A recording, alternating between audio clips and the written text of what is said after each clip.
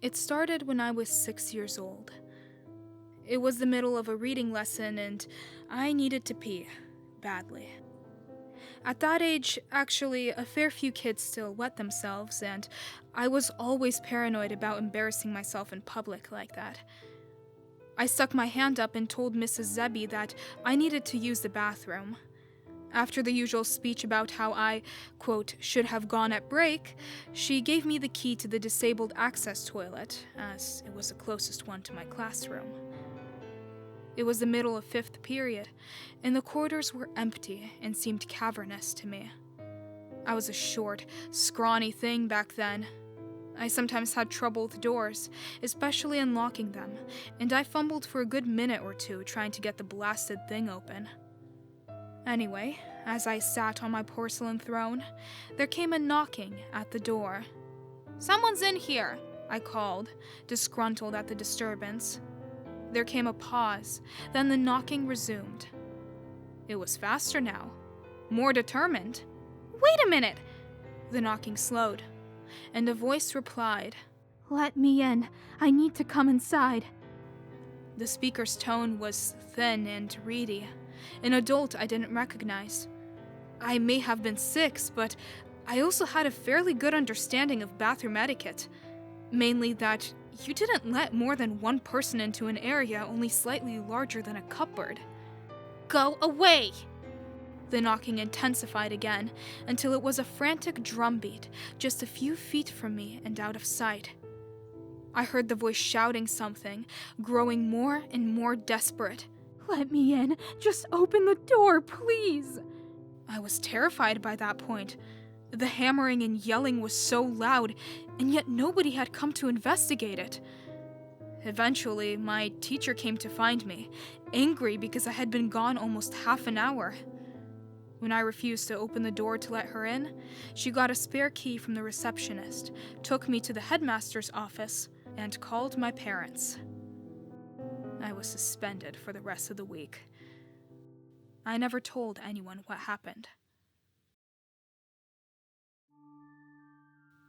It was a few weeks before my next encounter with this phenomenon. I had just celebrated my 7th birthday, and my family were having a barbecue in my honor.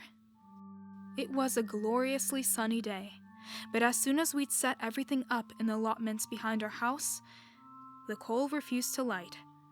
My dad asked me to go and get some fire starters from the shed in the front garden. It was pretty cramped inside, and I wouldn't fit all the way, so I opened it up, stood on my tiptoes to reach the shelf holding my objective, then shut the door. As I turned away, a frantic knocking came from its other side. "Open up! I need to come through!" This voice was not the one I'd heard the month before.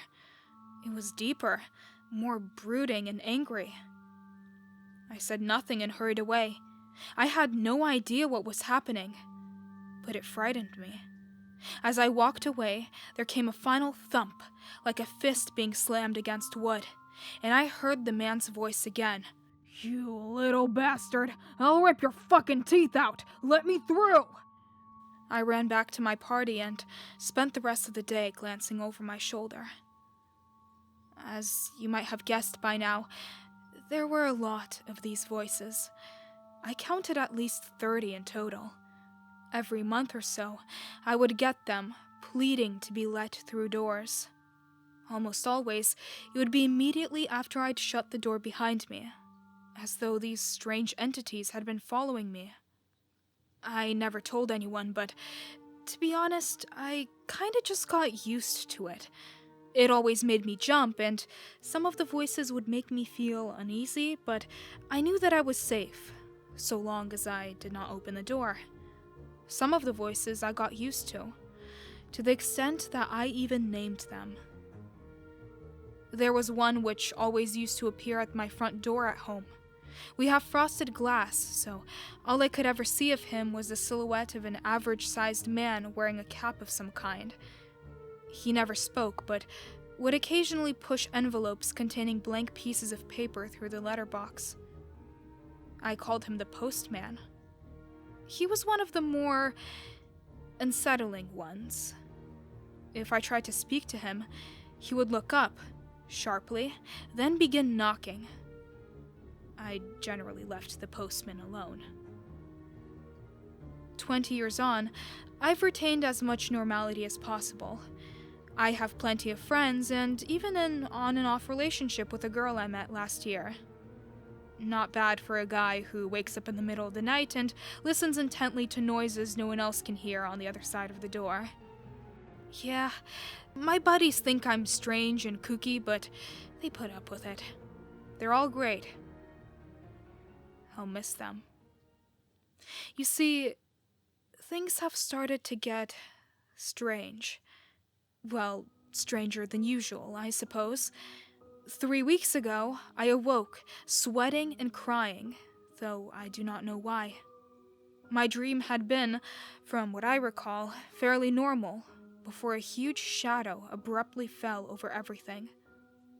Literally the second I opened my eyes, there came a knocking at my bedroom door. Not just normal knocking, though. This was truly frantic. "Who goes there?" I yelled. "Please, help us," it replied.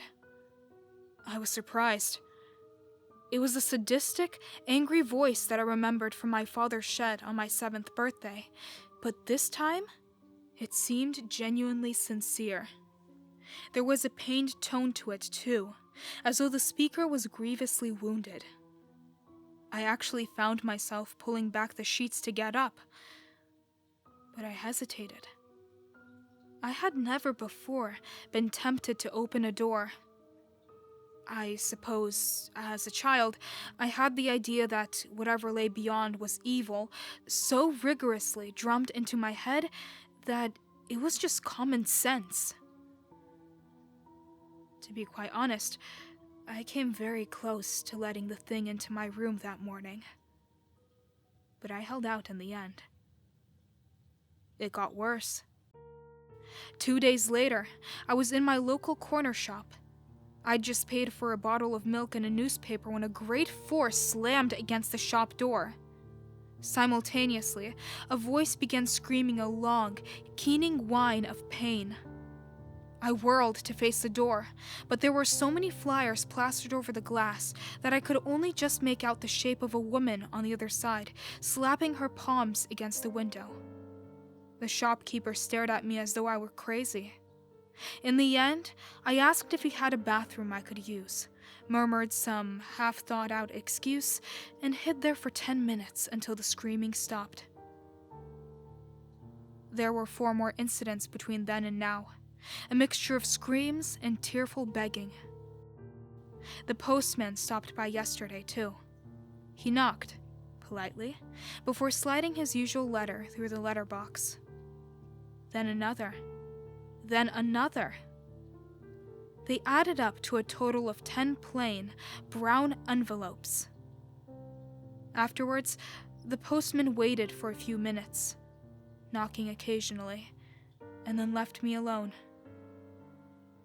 Each letter contained a sheet of A4 paper, but somebody had taken a black pen to the pages, scribbling and shading them with such vigor that there were large tears around the center, and the edges were frayed. I shoved them back into their envelopes and tried to put them from my mind. Earlier, my bedroom door shook, violently. It wasn't a scream, or a howl, or a roar that I heard, though. It was just crying.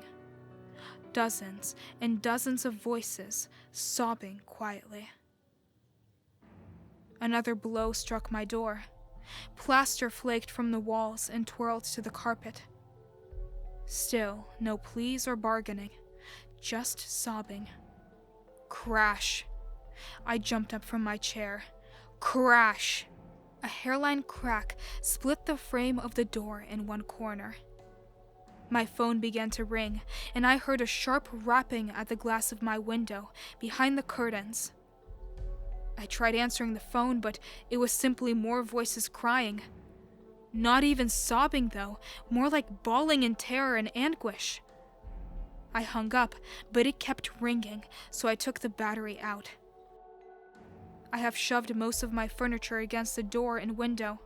It has been 3 hours since this latest attempt at entry began. The battering has not abated, nor has the crying. I'm fairly sure that my door won't hold much longer. As for my mediocre barricade, it could be swept aside in 2 minutes. I find myself faced with the very real possibility of death, so I am writing this memoir of sorts, just in case something does happen. Crash. What do they want? Crash. Do they even want to hurt me? Crash. They seemed fearless, even malicious before. Crash. What could have driven them to this? Crash. Maybe I should open the door. Crash. Maybe I should let them in. Silence fell. I realized that even the crying had ceased. For a whole minute, I sat there. Then I got up and hurried to the door, eager to escape this claustrophobic situation. Perhaps I'd go outside, where I could be far away from any doors and from the damned knocking. I pulled away my barricade and turned the handle. Locked.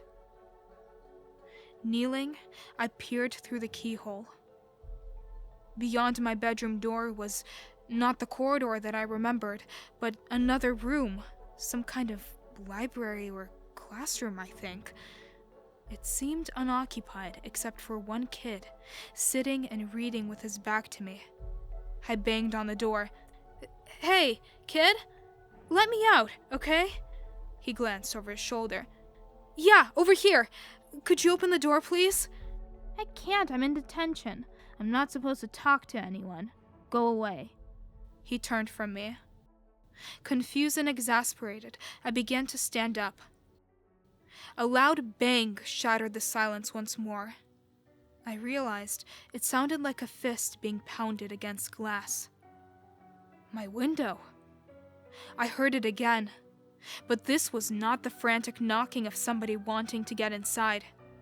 This was not even an attempt to break in. Whatever was beyond the curtain and glass knew I was inside. It knew I was frightened. In the most predatory and sadistic way possible, it wanted me to be afraid. I turned back to the door and began hammering on it frantically. "Hey, let me in, okay? I really need you to open the door!"